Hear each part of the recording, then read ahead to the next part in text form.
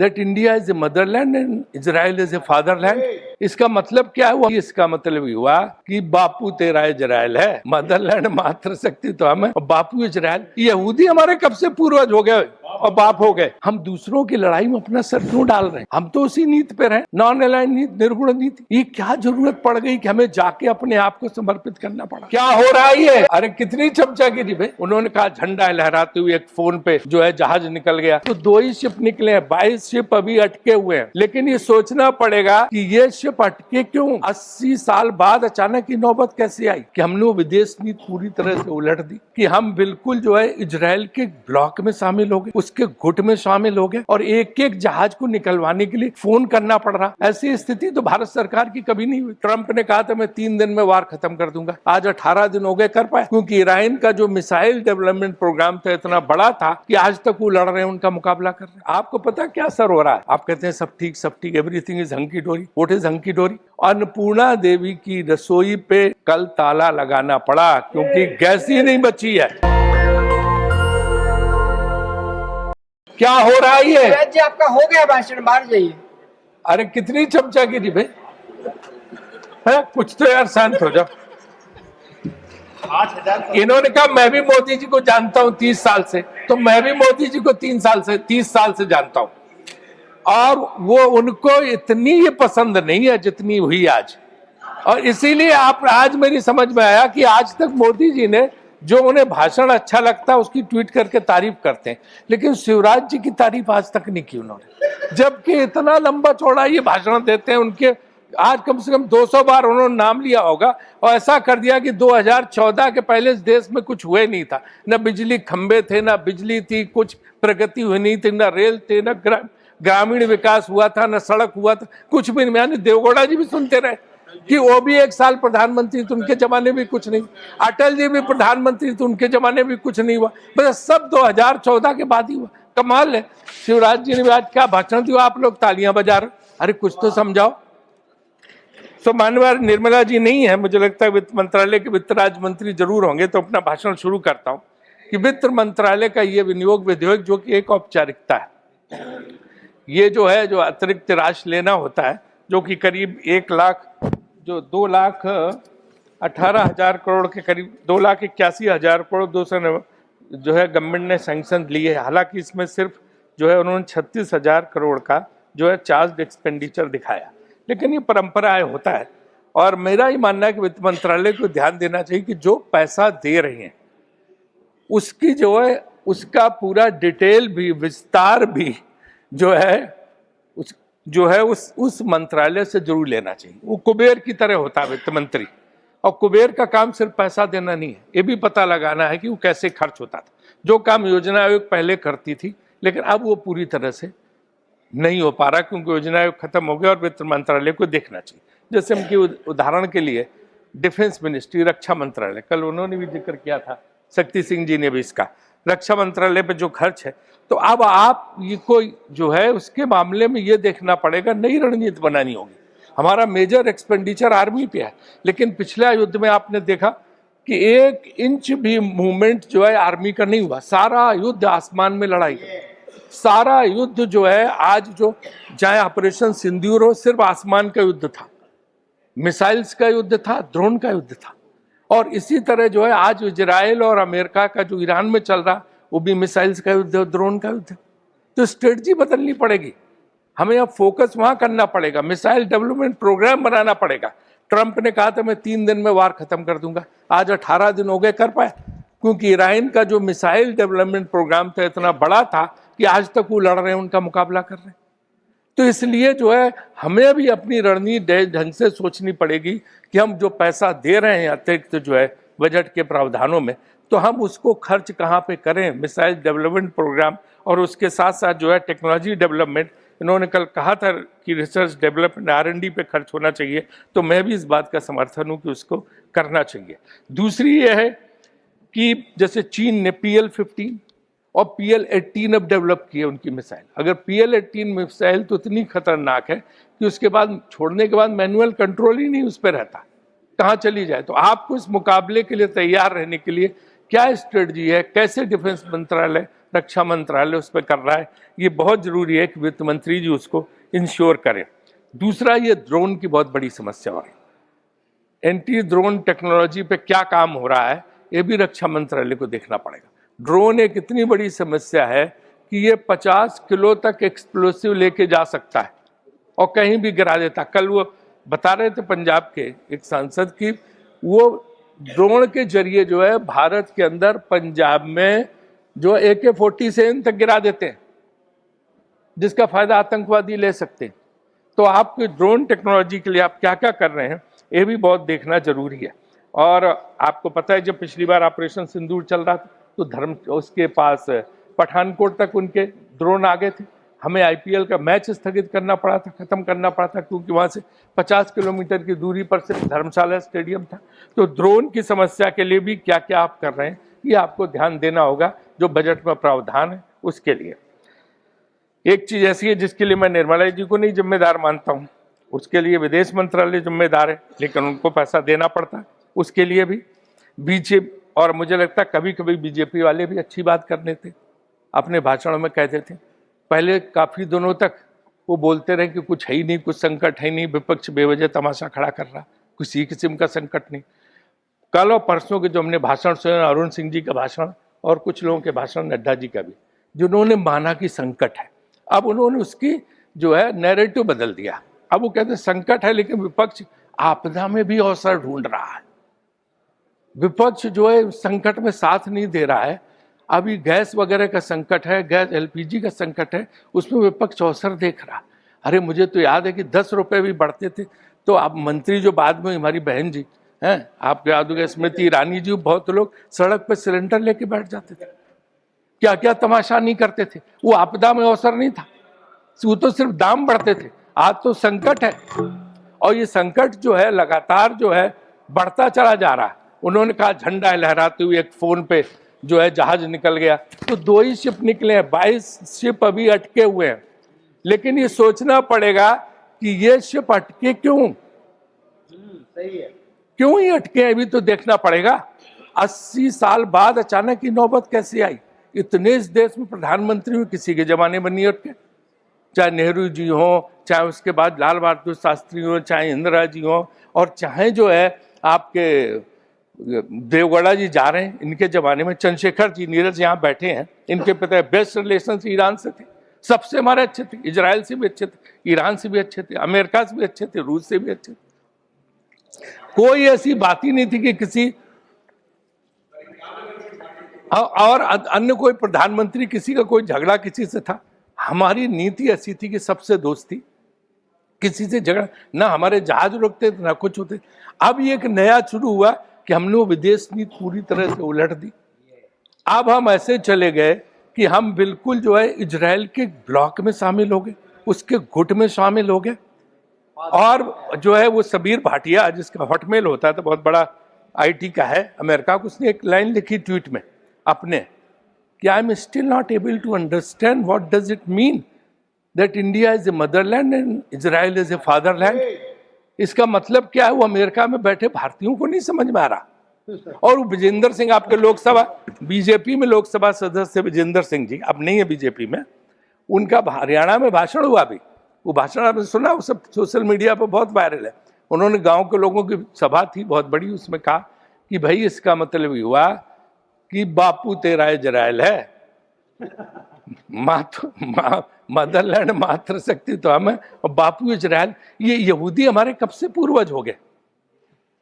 हम वसुधैव कुटुंबकम के व्यक्ति थे, हम सबके पूर्वज और पुरखे थे। भारतीय ऋषि, भारतीय संत महात्मा वो पूर्वज थे। यहूदी हमारे कब से पूर्वज हो गए और बाप हो गए। इसका अर्थ क्या, ये भाजपा को स्पष्ट करना चाहिए कि कब से यहूदियों को उन्होंने पूर्वज मान लिया। हम पूर्वज थे, भारत के लोग पूर्वज थे, हमारे राम कृष्ण, हमारे ऋषि मुनि, वो हम थे जिनका गौरव हमें है। बाकी सब कौन थे पूर्वज हमारे। तो ये एक बहुत बड़ी बात है कि हमारी विदेश नीति में हमने जो कुछ भी किया वो इस तरह का किया कि समझ में नहीं आ रहा कि इसका अर्थ क्या है। और यहाँ पे आपने देखा होगा कि क्या, कि हम दुश्मनी कभी किसी से लेते नहीं थे। हम दूसरों की लड़ाई में अपना सर क्यों डाल रहे हैं? हम तो उसी नीति पे रहे, नॉन अलाइंड नीति, निर्गुण नीति। ये क्या जरूरत पड़ गई कि हमें जाके अपने आप को समर्पित करना पड़ा? हम उस ब्लॉक में शामिल हो रहे हैं और एक एक जहाज को निकलवाने के लिए फोन करना पड़ रहा। ऐसी स्थिति तो भारत सरकार की कभी नहीं हुई थी। तो क्यों ये कर रहे हैं? ये हमारा आपसे अनुरोध है कि इसको जो है हम जो इस चीज पे जो है गवर्नमेंट को अपनी बदलना चाहिए। आज यहाँ पे बैठे सुधांशु जी सारे लोग हैं, आपको पता क्या असर हो रहा है? आप कहते हैं सब ठीक, एवरीथिंग इज हंकी डोरी। व्हाट इज हंकी डोरी? बनारस काशी विश्वनाथ का मंदिर, और वहाँ सबसे बड़ी महत्ता बाबा विश्वनाथ के बाद है माँ अन्नपूर्णा देवी की, क्योंकि अन्नपूर्णा देवी का जो पूजन होता है कि उनका भंडार कभी खाली नहीं होता, उनका भोजन का भंडार कभी अन्नपूर्णा देवी खाली नहीं होता काशी में।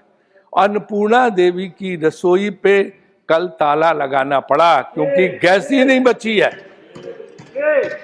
जिस पार्टी ने अन्नपूर्णा देवी, जिस सरकार ने मां अन्नपूर्णा की रसोई पर ताला लगवा दिया, वो कैसे बात करता है कि सब कुछ सही है? और इसके पहले सीता रसोई अयोध्या में पहले बंद हो चुकी है। डीएम से तो आप स्टेटमेंट दिलाते, अब मेरा टाइम मत लीजिए। डीएम का स्टेटमेंट तो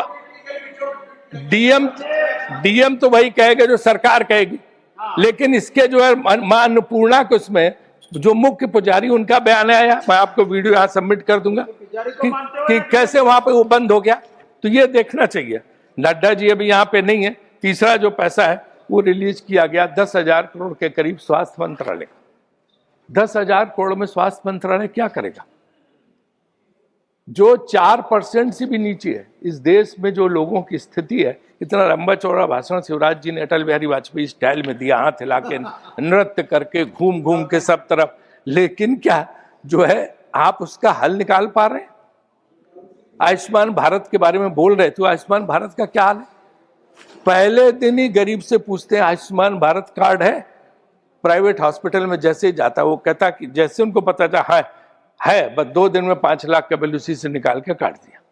जबरन ऑपरेशन, कुछ इतना परेशान है। और बाकी फर्जी कार्ड जो है ले के नाम चढ़ा के आयुष्मान भारत के नाम पे इतनी बड़ी चोरी डकैती स्कैंडल हो रहा जो हमारे भाजपा के सांसद भी जानते।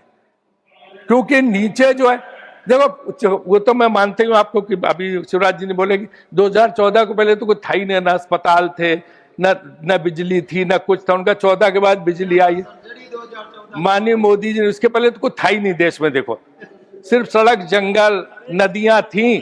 फिर जब 14 में मोदी जी आए तब आपका घर बना होगा, आपके लोगों के बच्चों को नौकरियां मिली होंगी। इसके पहले तो कुछ था ही नहीं।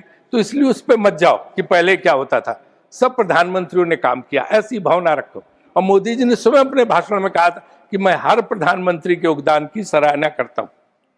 तो इसलिए उसी पर कायम रहो। ये ज्यादा जो है इस चक्कर में, खुश करने के चक्कर में वो खुश नहीं होते हैं, मैं भी उनको जानता हूं। तो इसलिए जो है आप लोग उसमें बीच में टोका टाकी मत करें। हम तो आयुष्मान भारत का इनको देखना पड़ेगा। हम मानते हैं कि योजना अच्छी है, सब जगह पैसा जाना चाहिए, लेकिन उसका भयानक दुरुपयोग हो रहा, वो एक स्कैंडल में तब्दील हो चुका है। और लोग पूछते रहे, और ये जितने प्राइवेट हॉस्पिटल्स हैं उनका जबरदस्त जो है शोषण कर रहे हैं लोगों का।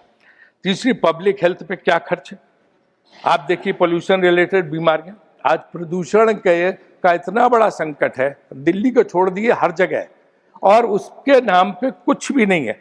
जो इन्होंने सैंक्शन किया था पैसा, मैं बताता हूँ, इसमें दिया 1300 करोड़, उसको घटा के उन्होंने 858 करोड़ कर दिया। और सिर्फ जो है 6 करोड़ 20 लाख, 16 करोड़ 20 लाख जब यूटिलाइजेशन की बात आई तो सिर्फ 14% जो है यूटिलाइज हुआ है। और राजधानी दिल्ली में जो उन्होंने एनसीएपी का फंड दिया था उसका भी बहुत कम जो है खर्च हुआ, जहां सबसे बड़ा संकट है। तो आप ना प्रदूषण रिलेटेड बीमारियों पे कोई खर्च कर रहे, ना आयुष्मान भारत स्कीम सही चल रही है, उसमें धांधली, घोटाले और माफियागिरी चल रही है। और इसके बावजूद दूसरी तरफ जो नए आंकड़े, कारपोरेट का प्रॉफिट 22.3% बढ़ गया है, 22.3% हो गया है, लेकिन रोजगार सिर्फ 1.5% बढ़े। ये भी बड़ी चिंता की बात। कारपोरेट का प्रॉफिट बढ़े, बड़ी बड़ी कंपनियों का, हम खुश हैं, हमें कोई ये नहीं है, जितना विकसित हो अच्छा हो, लेकिन नौकरियां भी तो उसी अनुपात में मिले। नौकरियां मिल नहीं रही, क्योंकि ये सिर्फ जो है सीमित हो गया है 10% लोगों पे। 10% कारपोरेट हाउस, बड़े जो घराने हैं, धनी लोग हैं, 58% नेशनल इनकम उनके पास है, सिर्फ 10 जो है बड़े घरबाने, बड़ी कंपनियों के पास। और यहाँ नरेंद्र मोदी जी बैठे हैं, वो तो जानते हैं, गुजरात के ही हैं, उनसे ज़्यादा हम क्या बताएं, उनको सारी चीज़ पता है। और जहाँ तक वेल्थ की बात है, सो 10% के पास 65% जो है संपत्ति है, बाकी में पूरे 6.4% में बाकी व्यापारी और उद्योगपति है। ये भी बहुत चिंताजनक आंकड़ा है, जिस पर वित्त मंत्री जी को अपना ध्यान आकृष्ट करना होगा। इसके बाद एक चीज मैंने उस दिन भी उठाई 0R में, आज भी मैं उसको कहना चाहता हूँ कि फसल बीमा योजना ये किसानों के लिए, ये भी एक बहुत बड़ा स्कैंडल बन गया। आप अच्छी नीयत से आपसे पैसा देते हैं, सरकार उसमें योगदान देती है, यहाँ से पैसा दिया 2% 3% के करीब किसान को देना पड़ता, जो उसके खाते से भी लोग काट लेते हैं, जो प्राइवेट इंश्योरेंस कंपनी वाले, लेकिन उसको पैसा नहीं मिलता। कहीं किसानों को उसमें फसल बीमा के मुआवजे के रूप में 10 रुपए, एक में 1 रुपए, एक में 30 रुपए, एक में 100 रुपए आए, और जबकि उससे योगदान ले लिया और सरकार से भी योगदान ले लिया। ये मैं कोई सरकार की आलोचना नहीं कर रहा हूँ, सिर्फ मार्केटिंग, सिर्फ जो है मॉनिटरिंग की जरूरत है कि जो प्राइवेट कंपनियां, किसान कितना भी कहता रहे, उनके ऊपर जो है इसका फर्क नहीं पड़ता। 4 लाख हेक्टेयर, 9.47 मिलियन हेक्टेयर खेती में फसल का नुकसान हुआ है, और पीएम किसान योजना भी 63,000 करोड़ पे अटकी है, और किसान को वही 6,000 रुपए मिल पा रहे हैं जो किसान योजना के तहत मिलता है। लेकिन जो फसल बीमा योजना में, उसमें जो है ये देखना पड़ेगा कि जो ये कंपनी है, बीमा कंपनियां, वो कितना जो है उनको किसानों को दे रही हैं। उनकी किस्त तो ले लेती हैं, सरकार से भी पैसा ले लेती, लेकिन किसानों को नहीं मिलता। तो इसलिए इस तरफ भी हमें ध्यान देना होगा कि कैसे हम जो है किसानों को फसल बीमा योजना को सुधार को उस पर करें। तीसरा है कि रुपया बहुत गिर रहा। पहले था कि रुपए को हमने देश की इज्जत से जोड़ दिया था, वो हमने नहीं जोड़ा था, आप ही लोगों ने कहा था मनमोहन सिंह का मजाक बनाने के लिए कि जितनी उनकी उम्र हो गई वहां पे रुपया पहुंच गया। जब 40 रुपए का $1 था तब भी उनका मजाक बनाया गया कि देश का अपमान हो रहा। आज तो 93 रुपए पर पहुंच गया। तो किसकी उम्र से हम जोड़ें इसको, और किस देश की इज्जत से जोड़ें इसको कि 93 रुपए पर पहुंच गया। तो ये जो है हमेशा आलोचना करने के पहले सोचना चाहिए कि हम भी इसको कभी जो है देख सकते हैं, कभी हमारे ऊपर भी आफत आ सकती है। अभी शिवराज जी कह रहे थे कि आपने मनरेगा पे इतना खर्च किया, हम इतना खर्च कर रहे हैं। वो नहीं देखते कि तब मनरेगा 6 साल के लिए मान लो उसमें उतना पैसा, और दूसरे क्या होगा भविष्य में अगली सरकार इससे ज्यादा करेगी। ये तो नियम है, नेहरू जी के जमाने में इतना पैसा था, इतना खर्च हुआ। इसका जितने प्रधानमंत्री धीरे धीरे बढ़ता गया। अटल जी के 6 साल को कंपेयर करोगे खर्च करने में ग्रामीण विकास पे तो बहुत कम आएगा। तो इसका मतलब थोड़ा अटल जी ने कोई गलत काम किया। ये विभाग ही जो है सबसे बड़ा किया था नरसिम्हा राव जी ने, 5 सेक्रेटरी होते थे इस विभाग में। बस खत्म कर रहा हूँ मैडम। तो इसलिए इस बात पे हमें देखना पड़ेगा कि कैसे हो। एक अच्छा सुझाव उसमें है कि पोस्ट ऑफिस के लिए भी पैसा इन्होंने स्वीकृत किया है। पोस्ट ऑफिस, डाकखाने हमारी पुरानी धरोहर और संपत्ति होते थे, उनका कोई इस्तेमाल नहीं हो रहा। इसलिए मैं सरकार से निवेदन, कोई योजना निकालें जिससे डाक खाने जो खड़े हैं व्हाइट एलिफेंट, इनमें कुछ और किसी काम पे इनको लगाएं ताकि लोगों का फायदा हो सके। बहुत बहुत धन्यवाद। नेशनल दस्तक की आपसे गुजारिश है कि अगर इसको बचाना चाहते हैं तो नेशनल दस्तक को सब्सक्राइब करने के लिए रेड कलर के सब्सक्राइब बटन को दबाएं, फिर बेल आइकन की घंटी दबाएं। नेशनल दस्तक को बचाने के लिए बहुत जरूरी है कि हर खबर को शेयर करें, लाइक करें, कमेंट जरूर करें।